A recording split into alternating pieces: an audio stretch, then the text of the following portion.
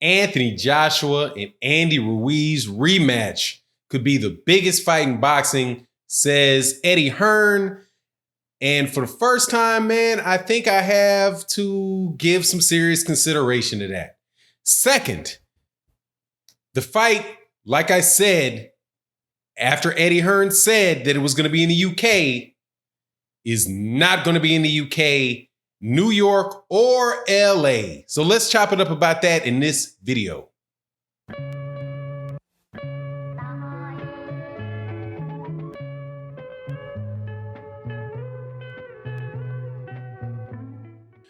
All right, first things first, welcome back to the channel. If you're not subscribed, subscribe.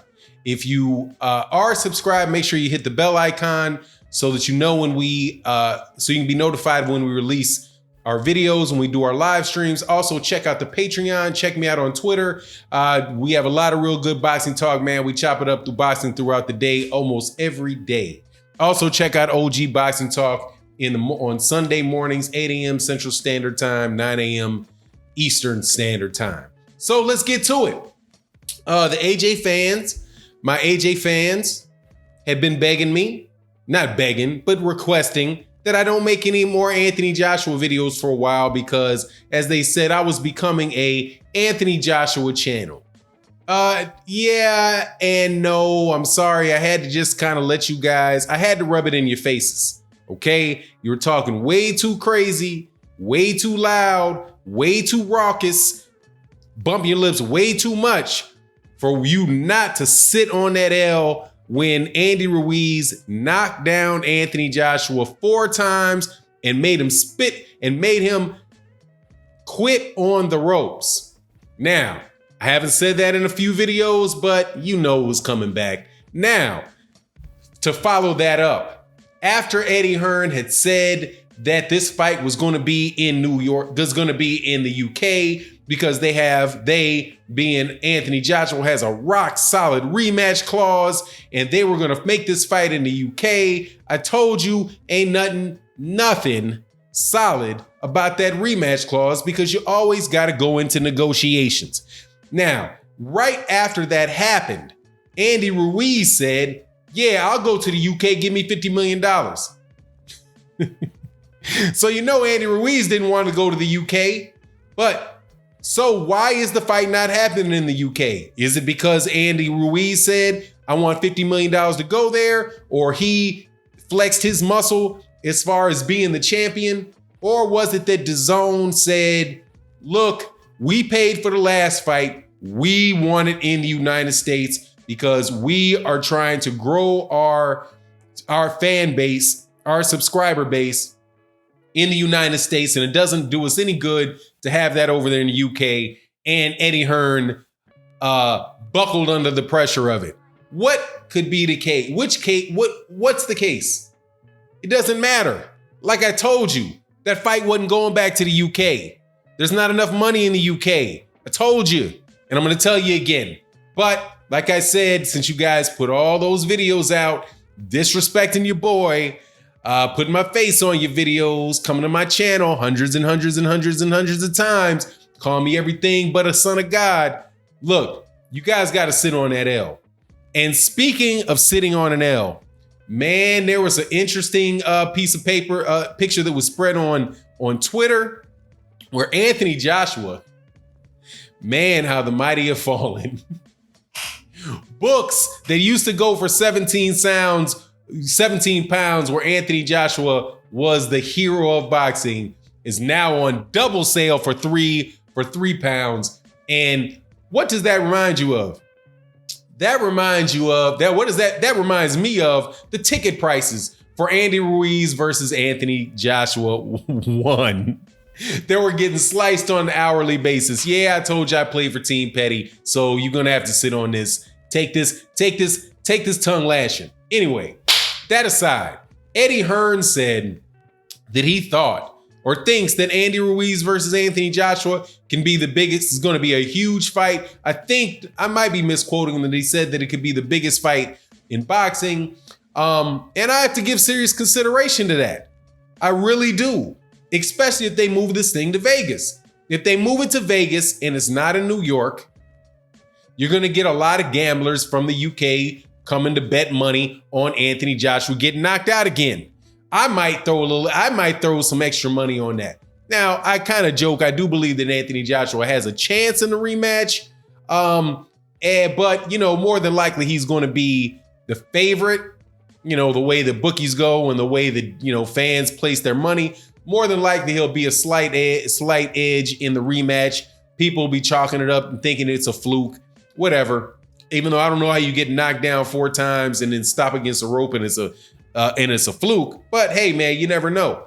Anyway, I do believe that it'll be a lot bigger fight than the first fight. But that is kind of like saying that a bulldog is a lot bigger than a chihuahua. But that doesn't mean that a bulldog is a big dog when you compare it to a St. Bernard. Is Anthony Joshua Ruiz the biggest fight in boxing? I think it might be one of the more significant ones because Anthony Joshua, if he loses, it's a wrap on him. It's a wrap on him. And then you're going to see more than likely the breakup of all the belts over there, all the WBA, the WBC, and the IBF, the WBO, and the WBA will probably get broken up. We see that the WBO already made a step to break everything up by ordering a mandatory fight between the winner of Anthony Joshua and Andy Ruiz to be Alexander Usyk, which to me seems real interesting way of, I believe Eddie Hearn is representing Alexander Usyk to a certain extent to give DAZN and Eddie Hearn a second cut at it if Anthony Joshua loses again, because if Andy Ruiz is forced to fight Alexander Usyk as the mandatory for the WBO belt, he's going to fight them, and he takes the mandatory, then all 3 of those belts are on the line for Alexander Usyk, who's again promoted by DAZN. So I thought that that's a very, very interesting move by the WBO, move by DAZN and by Matchroom, because Alexander Usyk had filed a petition to be the mandatory for the WBO. There's a lot of people who were pointing out that they thought that was unfair, that the WBO would make Alexander Usyk the mandatory, even though he had never fought. I don't even think he's had a fight at heavyweight yet. I think his last fight was against Tony Bellew, if I recall correctly, and that was a defense of his cruiserweight belts. However, if you recall the situation with Terrence Crawford, when Terrence Crawford was the unified champion at 140 pounds, his very first fight at welterweight was against Jeff Horn in the mandatory position ordered by the WBO. So the WBO clearly has it in their rules, something in their rules that will allow either by a direct statement or the implication of a combination of clauses that allows the WBO champion for the weight class below to immediately fight for a championship at a higher weight class, which in my opinion is utter and complete trash.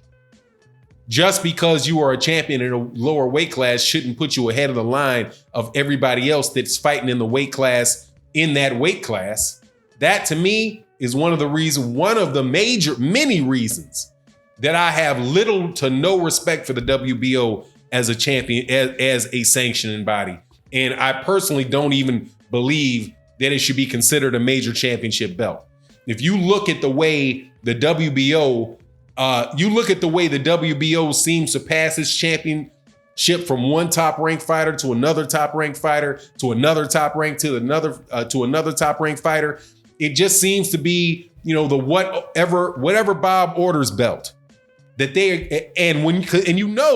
that's the case when somebody like Bob Arum can promise Vasyl Lomachenko as an amateur that he's going to get a championship title shot within his first couple fights. How could Bob Arum do that if the WBO is an independent organization? That would be like me saying to somebody out of college, hey, yeah, if you let me negotiate your deals, I promise you that IBM is going to hire you. Right? If you agree to let me negotiate your employment contract, I promise you that IBM is going to hire you within the first couple months out. How does that work? Unless I had some type of say so in IBM. The only way Bob Arum could have made that promise to Vasily Lomachenko is if he had significant and substantial control over the WBO. And that's obvious. So that's why I'm saying that this fight between Andy Ruiz and Anthony Joshua might be the most significant. Because if Anthony Joshua wins the fight, then he's not fighting Alexander Usyk. I don't care what you say. That's not popping off right away. He's not going to fight that. That fight, I'm predicting it. If Anthony Joshua wins that fight somehow, some way, that Alexander Usyk fight's going to go away. Because Eddie Hearn will, or Anthony Joshua's going to dump that WBO belt. Whatever the case. But anyway, I digress. I do believe this Andy Ruiz fight versus Anthony Joshua is a very significant fight. I don't necessarily think that monetarily it's the biggest fight, because I personally think that the biggest fight that can be had in America is the Andy Ruiz Deontay Wilder fight. Now, Fox is pushing Deontay Wilder Tyson Fury. DAZN is going to be having Andy Ruiz, Anthony Joshua, and they'll both build up those fights like they are the biggest. But personally, and I'll do another video about that, the fight that I would be the most excited for, and that I think is probably the most important, is Deontay Wilder versus Andy Ruiz. So anyway, that's my thoughts on the matter. And also, for the people that come to the comment section complaining that I mix up names, get over it. I do these videos off the cuff in the middle of doing my job, in my regular job, things in my regular job. They're not scripted. I'm not gonna take another hour and a half, 2 hours to edit a video just so that I make sure that it is absolutely perfect. If you don't understand, if I got a name wrong or I pronounced something wrong, logic is the gift from the universe. Use it and you can figure out exactly what I meant. Anyway, with that, I'm out. Peace.